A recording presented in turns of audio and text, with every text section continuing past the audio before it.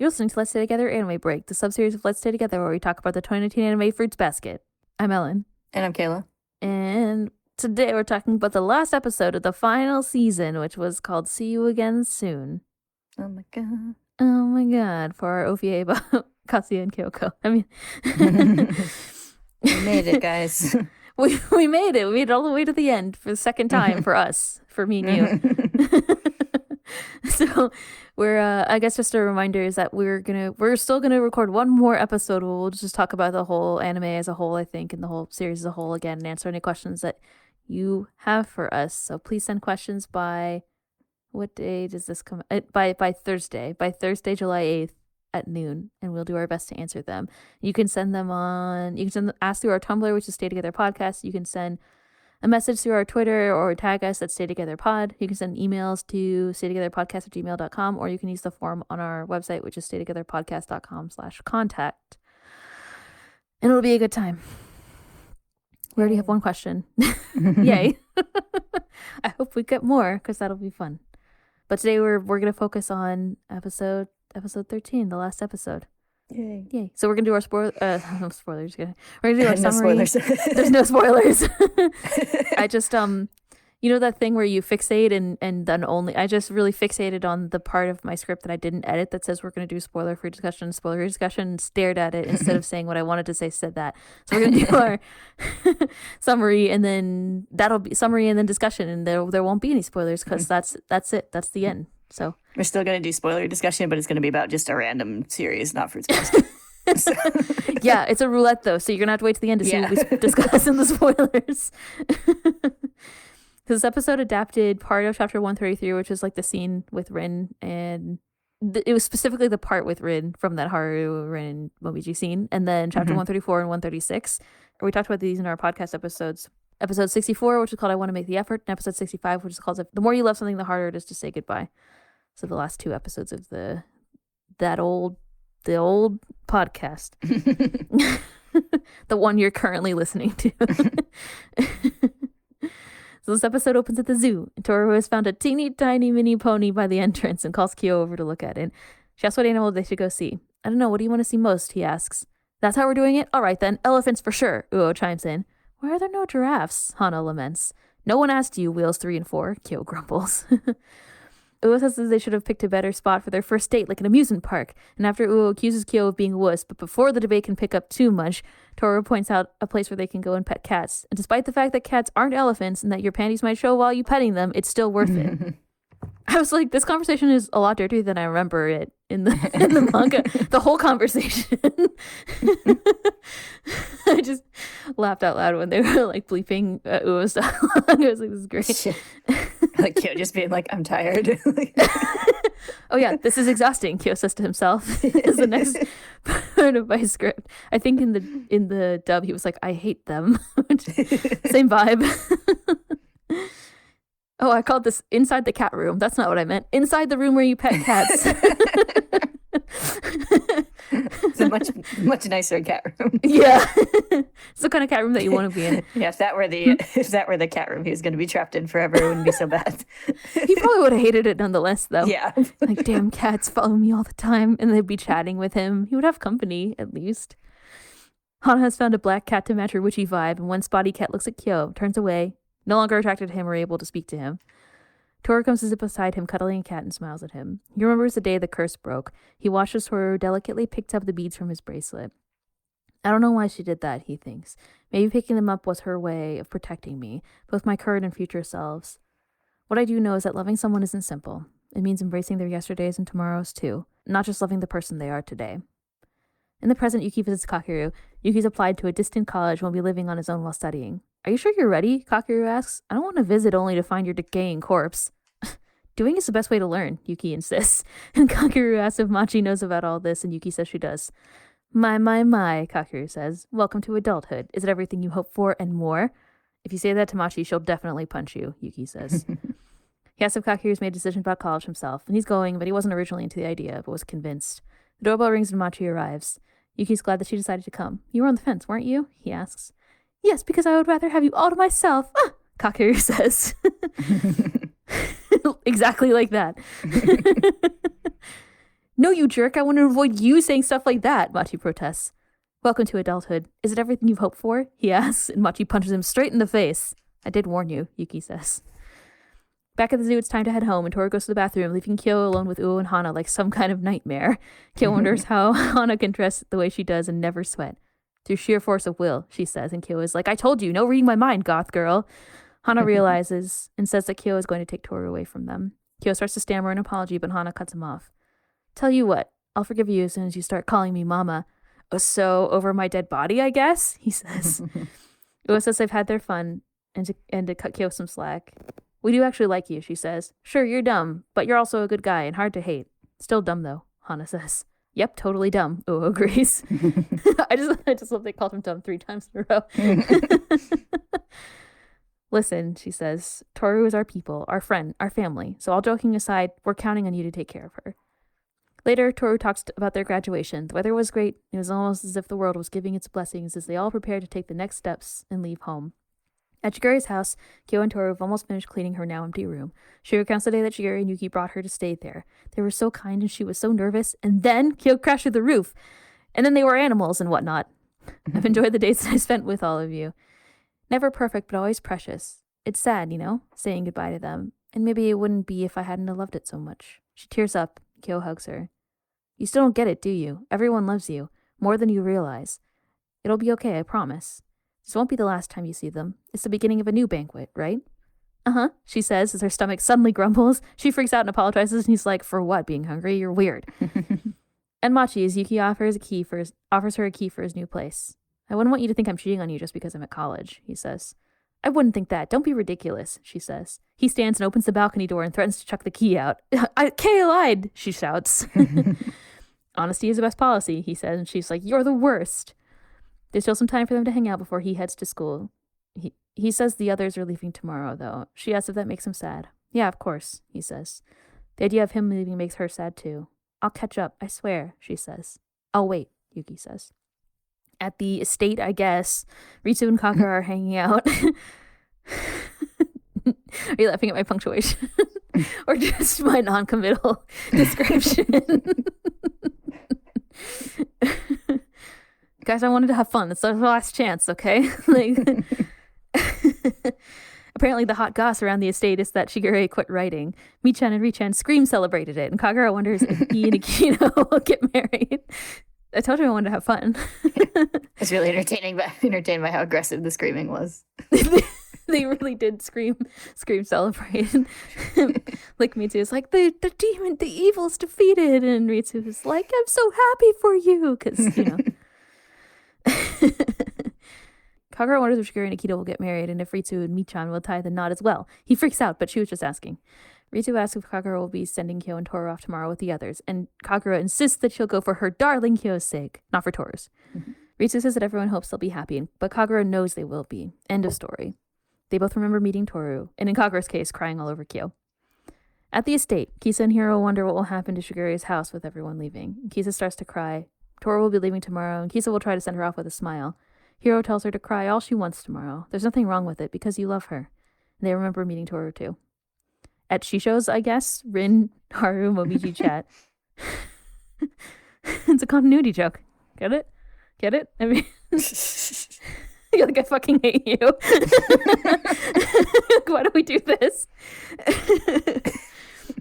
Rin, Haru, Momiji chat. Haru says that Shigure was laughing. Hitori told him that someone was bound to punch him in the face, but no one ever did.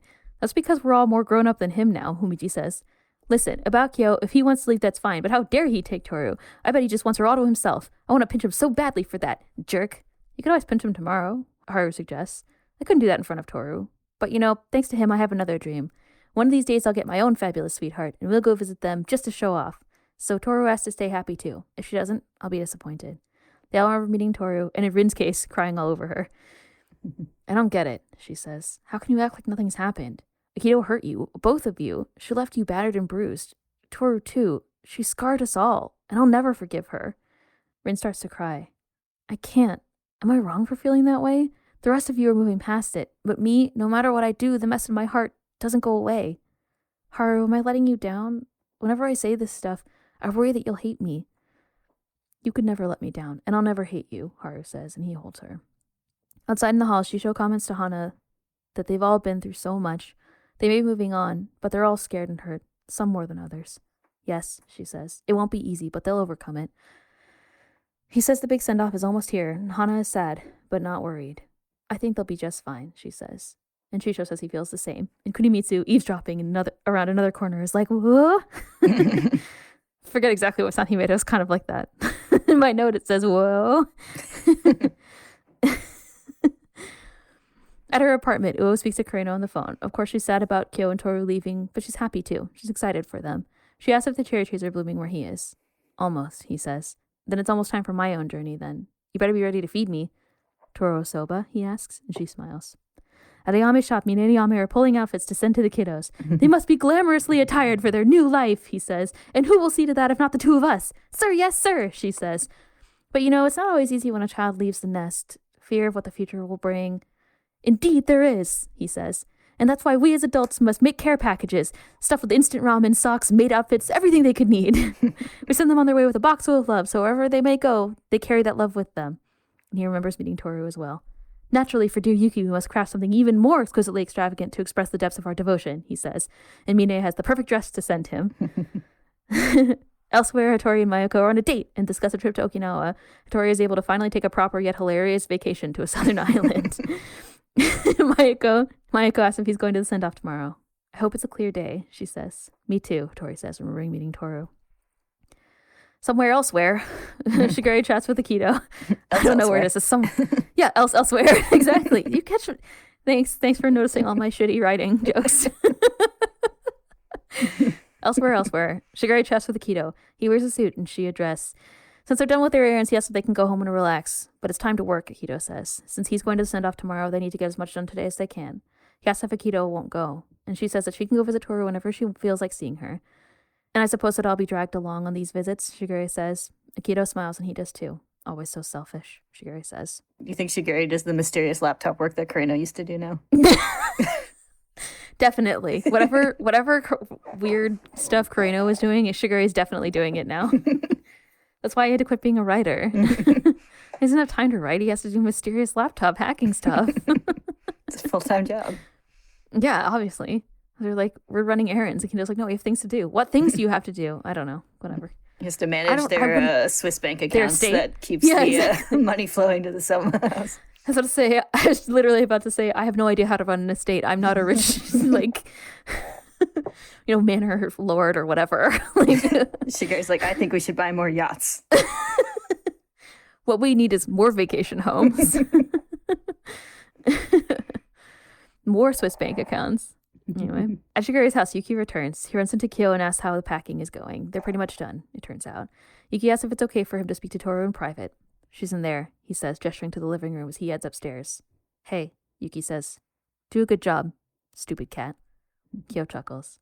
Mind your own business, stupid rat, he says, and Yuki chuckles.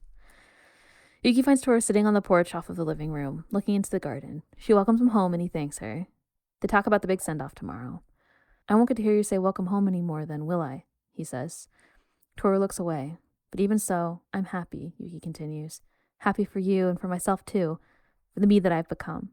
Before, I was weak. I wanted to connect, to be needed and loved. I yearned for it, so badly and for so long, but I didn't know how to reach out. Then one day out of nowhere you came into my life. You appeared and made it all come true, granted my deepest wish, asking nothing in return. You gave me so much. I'm here now, standing strong because of you. You helped me grow, made me a real person, accepted my weakness and turned it into strength. You were there always, giving me love and shelter, like a mother. Toru starts to tear up. I did it, he says, almost relieved. I finally managed to tell you how I feel. It's kind of embarrassing, I guess. And Toru protests, but he continues. Honestly, though, I think it's the same for the others, not just me. You're someone special, bright and warm, selfless and kind. And yeah, things are changing. Our lives are changing. We'll all have new adventures and new places, but still, we'll think of you. Is she doing well? We'll wonder. I hope she's not crying or hurt. Is she happy today? Wherever she is there a smile on her face? We flash through some of the other Junichi smiling and looking up. Kisa and Hiro, Rin and Haru, Ayame, Ritsu and Kakura, Kureno, Hattori, Shigure, and Momiji, and finally, Akito. We'll carry you with us in our thoughts and in our hearts always, Yuki says. Toru remembers Kyo saying that everyone loves her more than she realizes. Yuki approaches and holds out his hand, and Toru takes it. Thank you, he says. I'm glad we met. Knowing you changed my life, so thank you. Thank you, Toru. Thank you, she says, smiling through the tears. I'll see you again soon. We see one last scene of Kyo, Yuki, Toru, and Shigure eating together, and then we transition to the future, where a little girl runs through a house carrying a little rat and cat stuffed animal looking for Toru and Kyo. Her mom says to call them Grandma and Grandpa, but the little girl protests that Toru said it was okay. An orange-headed young man enters and says that Grandma and Grandpa are out on one of their lovey-dovey walks and not to bother them. Together, hand in hand, Toru narrates, and we see said couple walking together through hydrangeas, now much older. Kyoko's voice narrates, have lots of happy times and sad times and everything in between. That's how I want you to grow old. And we end on the shelf at Kyo and Toru's house with her zodiac ornaments, Kyo's beads, photos of their wedding and their family, and Yuki's hat on top. And cut to the end credits. Yay. Aww. And that was it, guys. That was it. Everybody's happy. Anyway. Everybody except Rin. but pretty much everybody's happy. Yeah, it's fine. It's fine. She's getting there. I have a feeling that she'll be okay. Mm-hmm. But she has support. Yeah. She has support. She's loved and cared for. Mm-hmm. That scene of her being like I still have all these feels and I still am not over this. Like, why? How can you all move on? Whatever. That's adapted from this scene where, like basically the person who comforts her is Toru rather than Haru. So this is just kind of an interesting change. I think they just wanted to I don't know. I guess they wanted to have it in. It was kind of the stuff before that happened was like adapted earlier or something. It's just kind of different, adapted differently. So they had to change it so that it's Haru instead. But, yeah, I kind of like that. Yeah. I don't mind it. It's a little bit weird, but kind of feel like it comes out of nowhere in the scene. But yeah, yeah, yeah, she was just grumpy for a different reason in that scene. So, but yeah, I do like it happening like with those people. Like with her, like sort of venting to especially other people who've gone through it, like the same kind of stuff that she did, and then like having Haru comfort her directly. Since she talks, even in the original scene, she talks about like being unsure if like Haru's gonna like get tired of her being a bummer or whatever. So I know I just like Toru and Rin's friendship, but I guess that's fine. There's enough Toru and Rin's friendship. Yeah, they have lots of hugs. Yes, they do. Lots of crying on each other. It's fine. You're right. I don't have problem. I want to be clear that I don't have problems with the adaptation. It's just different. Yeah. I mean, I think both versions are good for different reasons. It's just like seeing this version, I was like, oh, I kind of like that for the different context. Yeah, speaking directly to people who've been, because like kind of in the first one, she kind of like huffs and runs off, and Kyo is like, what's your problem? What's her problem or whatever? And then she kind of has like that moment sort of like privately with Toru as opposed to talking to other people who were hurt by Akito. So it is nicer to have her talk to like, especially Momiji. I think it makes sense. And Haru as well. Yeah. Because Akito was part of I mean, like literally everybody, it seems like in the family teased him for being dumb because he's the ox, but I think especially Akito. So yeah, it kind of. But yeah, they're both people who've been like directly and harshly hurt by Akito, similar to Rin. So and have both like kind of been like, everything's fine. So at least outwardly, so makes sense for her to be like, I don't understand why I'm having such a different reaction to them. Yeah. Yeah, and then Haru comforting her is nice. You're right.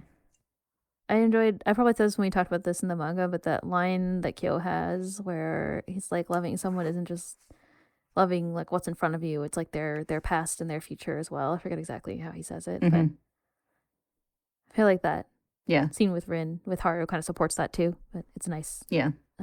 Sentiment also. Yeah, I think, it's probably another of the big themes of the series in a way. Accepting people, accepting their past and their mistakes and stuff, and anticipating wanting for them to have a good future, Yeah. Oh, one thing I also noticed about that scene was like, did they ever explain why Hana is at Shisho's other than that she has the hots for him? But like, I don't think so. okay, she was just there. I was like, oh yeah, but then I was like, wait, they never talked about this because in the manga, it said that she was gonna like be a housekeeper for him or something. That not she didn't say that. That was the arrangement. So that's why she was there during that, or like later during that scene or whatever. So Yeah. so It's kind of hilarious that she's just there and Kunimitsu's like, what the fuck? yeah, pretty much. I was like, I'm not sure. Like he's just like, what is happening? Yeah. Like I did like Hana being like, well, I'll let everything go if you call me mama or whatever at the zoo. Speaking of I liked her phrase, giraffeless places are good too, or whatever. yeah. Still can't get over Uo being like dick shrinking something. It was really funny. In the manga, it's just like your beep is beep, but it's not, it's not the same. It's like, oh, it's good. I like it. I feel like Uo would be a lot more sassy than in this like PG-13 rated manga or whatever, Yeah. I also like Kyo being like, you can't say that in public. And it's like yeah. It's like the memes where it's like, let whatever character say fuck. It's like, Uo is definitely like, let Uo say fuck. Let Uo say fuck. Good thing we put the explicit tag on this podcast. I enjoy them insisting on being their chaperones. I like the way that it's like, I mean, it was framed up the same way in the manga, but it's like, oh, they're on a date. And then Uo and Hana are like, but I want to do this thing. Like, and that's how it opens with them at the revealing that they're the chaperones. Like, Kyo's like, well, what do you want to do? And Uo's like, I want to see the elephants. It's like, nobody asked you. Kyo's like, I want to go home. Yeah, I know. I mean, he's stuck dealing with them for the rest of their lives. Yeah. They're BFFs, so.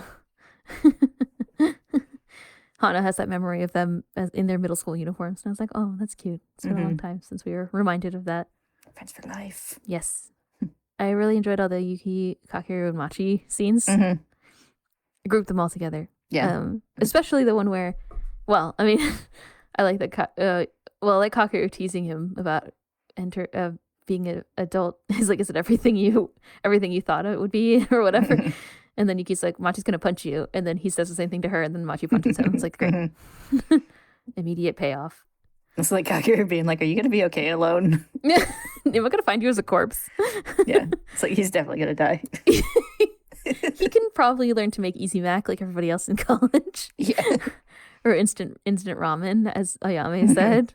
He probably can't burn instant ramen. I mean, maybe. Probably. He just needs willpower. You can burn it if you don't put enough water in. It's like, I don't understand what happened with this like burnt lump of like semi-cooked noodles. He's like reading and cooking at the same time, like Shisho or whatever.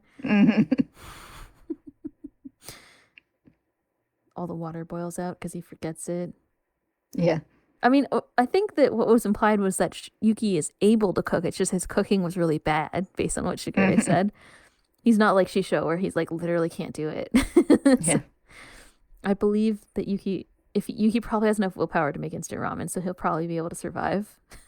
I'm not gonna find a corpse. I enjoy huh? Like Twitter post, the person like setting their like oven on fire trying to make garlic toast and like the toaster oven. I feel like I've seen this. Yeah. Yeah. It's like a Japanese tweet and the tweet is just like, garlic toast, I feel like that's gonna be Yuki. Yeah, no, that's definitely gonna be him. He's definitely the person writing that tweet is definitely Yuki channeling his energy for sure. I did also. Well, I also enjoyed the he offers the key to Machi, and she's like, why would I think that you're cheating on me or whatever? And then he goes to throw it out, and she's like, never mind or whatever. I didn't really notice that the Machi's room is still clean. Yeah, all her books are all. Maybe they cleaned it. Maybe they were hanging out and cleaning it. I don't know. Or maybe she feels less need to make it crazy. I don't know. Because because of her relationship with Yuki and whatnot, and her social support. From Kakeru and Yuki. From all his big brother teasing energy. It's like you can't have a PTSD panic attack if your brother is annoying the shit out of you. I guess not. Oh yeah, the most important thing that happened, of course, is that Yuki was able to contour her by her first name, which is sweet. I never thought about this until this time, even though we've literally read this already many times and talked about it. But they have that scene, or maybe we didn't. I forgot. But the scene is like on the on the balcony, like the porch thing, and that's where they kind of were introduced in the first episode, like at the beginning of the story, when she shows up. She comes across the ornaments drying on Shigure's like porch, and then Yuki's there. And they kind of, I mean, they knew each other, so they weren't exactly introduced, but you know what I'm saying. So the story kind of started there, and then with them it ended there too. So I thought it was nice. It's all full circle. Yuki was so awkward back then. He just had his rat army, and he dug out all her stuff. It's so awkward. So awkward. He just wanted love and whatnot, and she gave it to him, and now he's a normal asshole, just like everyone else. It's really nice with the scene. I liked the way they voice acted the scene at the end where Yuki and Kyo are like Yuki is like, "Hey, don't fuck this up, stupid cat," and he's like, "Whatever, stupid rat," or whatever. It's cute. I like to put my own words into their mouths. Yeah. It was a little sad we missed out on some of the like teasing. They should make an OVA of that. But yeah, but it was still a good wrap up on their relationship. Yeah, after Yuki kicked the shit out of him, he got over it. That's what happened. Right? Yeah, they had been developing toward that all this time. They have an understanding with their fists. Will never not be funny, just like Kimi's basket will never not be funny. They could OVA about Kimi's backstory. Yeah. I have some suggestions. Contact me for writing. I make jokes and stuff. I mean, We're professional joke tellers. Yeah, definitely that's a thing that we are. But yeah, I did like that scene to wrap up their situation. So it's cute. And I guess also the fact that he like asked to see Toru alone, and Kyo was like, whatever, because he's not really, nobody's jealous of anybody anymore at all, which is nice. Yeah, the insecurities have calmed. Have calmed. I feel like we should probably talk about the like all the scenes where they're all like thinking about, you know, the send off and whatever. But I mean, in general, it's just like, I think Yuki kind of sums it up in his whole like monologue at the end, where he's like, everybody's thinking about you and cares about you, and they all cared about each other and stuff, and that's the message. That's what happened. Yep, it's cute seeing all the little like flashbacks and stuff from throughout the series. It's like, oh, it's that time. Oh, it's that time. Like, everyone's come so far. It was like with all the scenes with Momiji, it's like, oh, so long ago he was talking about his mom, so sad. And like Kisa and Hiro was so short and small back then, and she glomped him for punishment. Did we talk about the flash forward yet? No, we didn't. It turned out they had a happy life together. That's cute. I like the like we get kind of the finale on the bookshelf, which I think works like especially well with the anime, since they've had the couple changes in the credits. But I did like how they specifically ended it on the same kind of shot of the bookshelf in the future. Yeah, I've always especially liked that Toru's put up the whole family photo instead of just the photo of her mom now. Her mom.